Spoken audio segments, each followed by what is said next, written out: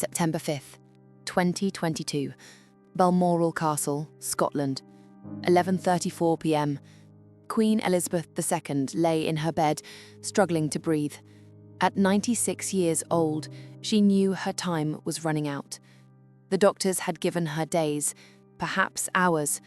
But before she died, there was something she needed to do, someone she needed to speak to. "Bring William," she whispered to her private secretary. "I need to see William. Alone." Prince William arrived at Balmoral at 2:17 a.m. on September 6th. He had driven through the night from Windsor, his heart pounding. When he entered her bedroom, he was shocked. The woman who had ruled Britain for 70 years looked tiny and frail. "Grandmother," William said, taking her hand. "William," she whispered, "thank you for coming. I don't have much time. There's something I need to tell you before I die." William leaned closer. "What is it?" Queen Elizabeth's voice was barely audible. "I'm sorry. I'm so sorry for what we did to your mother. I'm sorry for Diana." September 6th, 2022, 2:30 a.m. The confession begins.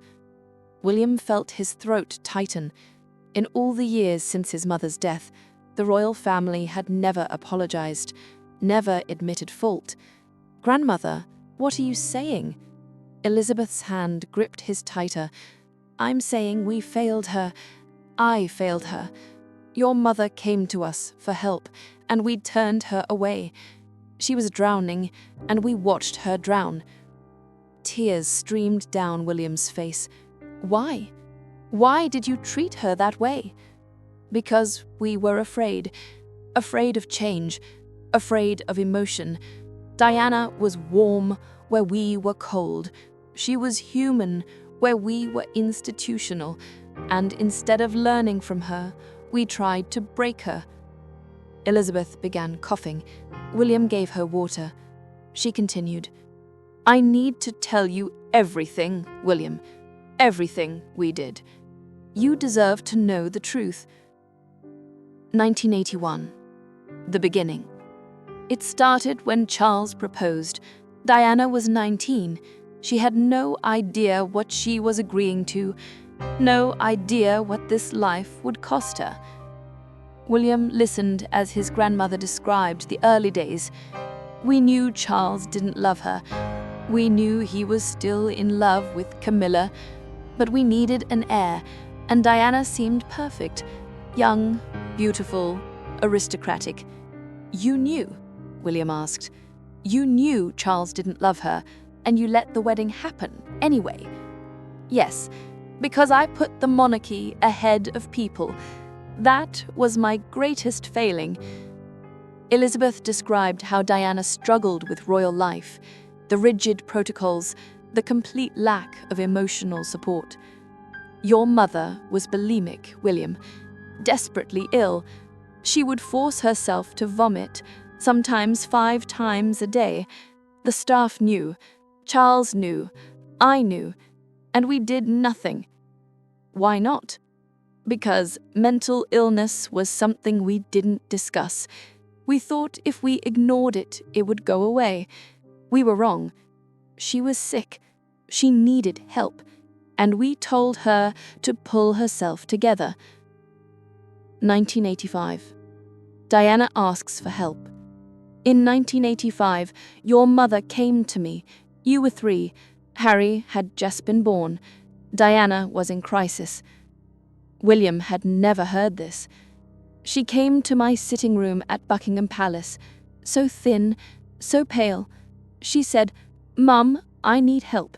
I'm not coping. I need to see a psychiatrist.'" "What did you say?" Elizabeth closed her eyes. "I said, 'We don't do that in this family.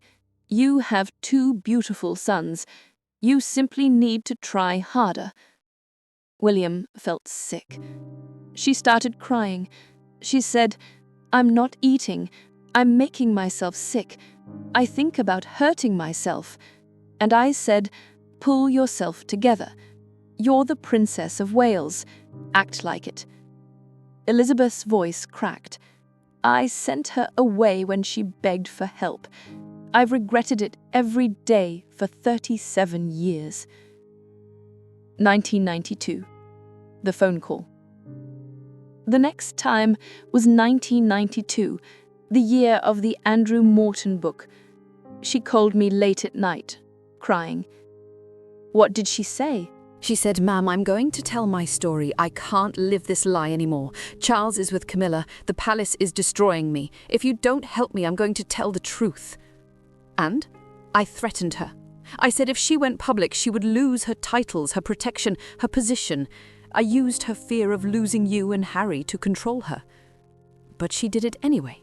Yes, because she was braver than I gave her credit for. She chose truth over everything, and I punished her.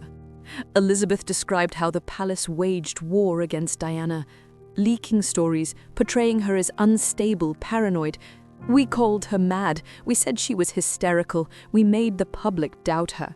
And all because she told the truth. 1995. Panorama.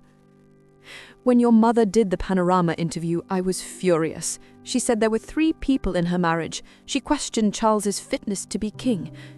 She was telling the truth. I know. But I didn't care about truth. I cared about the monarchy's reputation. So I gave Charles permission to divorce her. 1996. Taking her title. The divorce was finalized in 1996, and we took away her HRH title. To punish her. Yes, to humiliate her. Your mother had to curtsy to Charles. She had to curtsy to you and Harry, her own sons. William was crying. She never complained about that, because she protected you from knowing what monsters we were. August 31st, 1997, the night Diana died. When I got the call about the car accident, my first thought was, how do we control this? Not, is she okay? My first concern was protecting the monarchy. William's voice was harsh. You didn't even come see us. You stayed at Balmoral.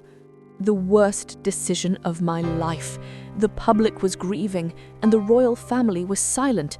We didn't fly the flag at half-mast. We acted like Diana's death was an inconvenience. Why? Pride, stubbornness. We thought the monarchy was more important than one person. We were wrong. Elizabeth described the week after, how the public turned against them, how millions left flowers while the Windsors remained at Balmoral. Your grandfather Philip made me see sense. He said, we're losing the monarchy over this. You need to go to London. So you gave that speech. Words I should have said to her face when she was alive, not to cameras after she was dead. The security revelation. There's something else, William. The palace knew Diana was being followed by paparazzi. We knew she felt unsafe, and we did nothing. What do you mean? Diana requested additional security. She was getting death threats. She asked for palace protection, and we refused it. We said she wasn't entitled to it anymore. You left her unprotected. Yes, because we were petty. We wanted to punish her. That decision may have cost her her life. Elizabeth coughed violently. William helped her sit up. I'm not saying we killed her. The crash was an accident, but we created the circumstances that put her in danger. We left her vulnerable. The apology. William, I'm telling you this because you need to know. Before you become king, you need to understand what this institution did to your mother. You need to be better than we were. I will be. You're more like Diana than like us. You have her compassion, her warmth. Don't lose that. Don't let this institution crush it out of you. Elizabeth took both his hands. I'm sorry we failed your mother. I'm sorry we failed you and Harry. I'm sorry we made you grow up without her. I was too proud, too stubborn, too concerned with protecting the monarchy. Why tell me now? Because I'm dying, and I need you to know the truth. Your mother tried to modernize this institution. We've fought her every step. Don't make the same mistake. William sobbed. I miss her so much. I know, but she lives on in you, in how you love your children, in how you treat Catherine. Diana's spirit lives in you." Elizabeth's voice faded. "In my private safe at Windsor, there's a box marked for William. Inside is everything. All Diana's letters to me, all the requests I denied. Take it, read it, be better than I was. I will, I promise. Good. Now I can die in peace." September 8th, 2022, the Queen dies. Elizabeth died 2 days later. William was by her side. Her final words: "Tell Harry I'm sorry too. Tell him about Diana. Tell him everything." William kept his promise. After the funeral, he retrieved the box. Inside were dozens of letters from Diana, documenting years of pleas for help. He shared them with Harry. For the first time since Diana's death, the brothers sat together and wept. The box contained something else, a letter from Elizabeth to Diana, dated August 30th, 1997, 1 day before Diana died, never sent. It read, "Dear Diana, I've been thinking about our conversation. You were right, I was wrong. About Charles, about Camilla, about everything. I'm sorry.